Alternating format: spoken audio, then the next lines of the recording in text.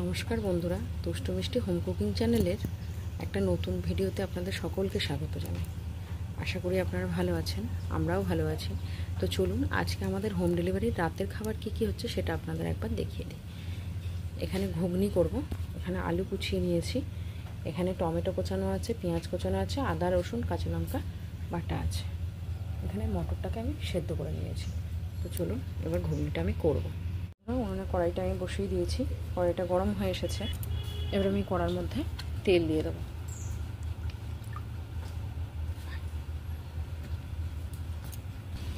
দেখুন বন্ধুরা, কড়াইয়ের তেলটা আমার গরম হয়ে গেছে। এর মধ্যে আমি গোটা জিরে, তেজপাতা আর শুকনো লঙ্কা ফোড়ন দিয়ে দিলাম।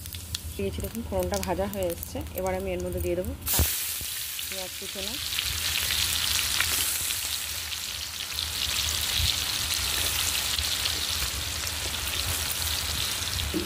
পেঁয়াজটাকে দিয়ে আমি ভালো করে ভেজে নেব। দেখুন বন্ধুরা, পেঁয়াজটা আমার হালকা ভাজা হয়ে গেছে। এবার আমি এর মধ্যে টমেটো কুচানোটা দিয়ে দেবো, দিয়ে আবার ভালো করে একটুখানি নেড়ে চেড়ে নেব। দেখুন পেঁয়াজ আর টমেটোটা ভালো করে ভাজা হয়ে গেছে। এবার আমি এখানে যে মশলাটা করে রেখেছি, আদা জিরে কাঁচা লঙ্কা আর রসুন বাটা, সেটা আমি এবার এর মধ্যে দিয়ে দিলাম। দিয়ে ভালো করে মশলাটাকে আমি কষিয়ে নেব। মশলাটা ভালো করে কষে গেছে। এবার আমি এর মধ্যে কুচিয়ে রাখা আলুটা দিয়ে দেবো। আলুটা দিয়ে আমি ভালো করে কষিয়ে নেব।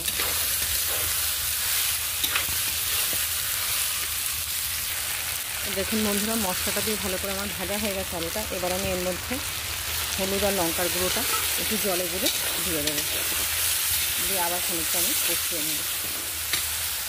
দেখুন বন্ধুরা, আলুটা দিয়ে মশলাটা দিয়ে ভালো করে আমার কষানো হয়ে গেছে। এবার আমি এর মধ্যে নুন দিয়ে দেবো, দিয়ে আবার একটুখানি নেড়ে চেড়ে নেব। দেখুন আলুটা দিয়ে মশলাটা আমার ভালো করে কষানো হয়ে গেছে। এবার আমি সেদ্ধ করে রাখা মটরটা এর মধ্যে দিয়ে দেবো, দিয়ে ভালো করে নেড়ে নেবো আর একটু জল দিয়ে দেবো। দেখুন ঘুগনিটা আমি জলটা দেওয়া বাকি আছে। এবার আমি এর মধ্যে জলটা দিয়ে দেবো, দিয়ে আমি এটাকে আবার চাপা দিয়ে দেবো খানিকটা। আমি ঘুগনিটা চাপা দিয়ে দিয়েছিলাম। এবার আমি ঘুগনিটা চাপাটা খুললাম, তো দেখুন ঘুগনিটা আমার হয়ে গেছে। এবার আমি ঘুগনিটা নামিয়ে দেবো। ঘুগনিটা আমি নামিয়ে দিয়েছি। চলুন এর পরের তরকারিটা কী করি দেখাই। চলুন বন্ধুরা, আর একটা তরকারি যেটা করবো, এখানে কুমড়ো আর আলু কেটে নিয়েছি, এখানে নিয়েছি পেঁয়াজ কুচানো আর লঙ্কা চেরা, আর এখানে নিয়েছি মুসুরির ডাল। তো দেখুন কড়াইতে আমি তেল দিয়ে দিয়েছি। এবার আমি এর মধ্যে দিয়ে দিচ্ছি পাঁচ ফোড়নটা একটু ভাজা ভাজা হবে। দেখুন বন্ধুরা, পাঁচ ফোড়নটা ফোড়ন দেওয়ার পরে এবার আমি চেরা কাঁচা লঙ্কা আর পেঁয়াজ কুচানোটা এর মধ্যে দিয়ে দিলাম, দিয়ে আমি এটাকে ভালো করে ভেজে নেব। বন্ধুরা, পেঁয়াজটা ভাজা হয়ে গেছে। এর মধ্যে এবার আমি কেটে রাখা ডুমো ডুমো আলু আর কুমড়োটা দিয়ে দেবো। কেটে রাখা আলু আর কুমড়োটা দিয়ে আমি এটাকে একটু নেড়ে নেব, দিয়ে এবার এর মধ্যে আমি পরিমাণ মতো নুন দিয়ে দেবো।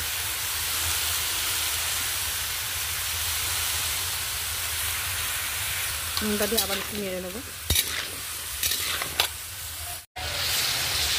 বন্ধুরা, এটা আমি ঢাকা দিয়ে দিয়েছিলাম একটু।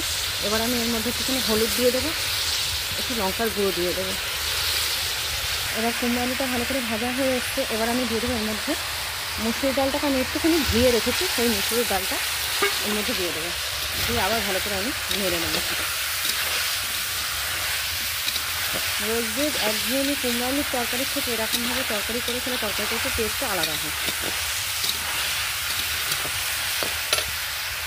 দেখুন বন্ধুরা, আলু কুমড়ো মুসুরির ডাল সব একসাথে ভালো করে মেখে গেছে, ভালো করে আমি কষিয়ে নিয়েছি। এবার আমি এর মধ্যে পরিমাণ মতো জল দিয়ে দেবো।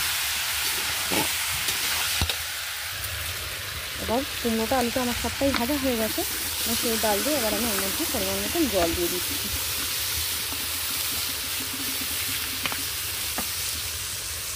পরিমাণ মতন জল দিয়ে আমি এটাকে একটু নেড়ে দেবো। জল আর একটু আমাকে দিতে হবে, কারণ মুসুরির ডাল জলটা এক্ষুনি টেনে নেবে। আমি এর মধ্যে পরিমাণ মতন জল দিয়ে দিয়েছি। এবার আমি এটাকে মিনিট 15 চাপা দিয়ে দেবো। বন্ধুরা, তরকারিটা আমার টকবক করে ফুটে গেছে, ডালটাও একটু গলে এসছে। এবার আমি এর মধ্যে একটুখানি চিনি দিয়ে দেবো।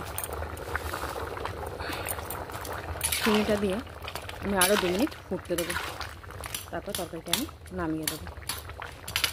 বন্ধুরা, তরকারিটা আমার হয়ে গেছে, এবার আমি তরকারিটা নামিয়ে দেবো। এই তরকারিটা রুটি দিয়ে খেতে খুবই সুন্দর লাগে। আপনারাও এরকমভাবে ট্রাই করে দেখবেন বাড়িতে, আশা করি ভালো লাগবে। বন্ধুরা, আমি তরকারিটা নামিয়ে দিয়েছি। তো চলুন এবার রুটি করতে যাবো যখন, তখন আবার দেখা হবে।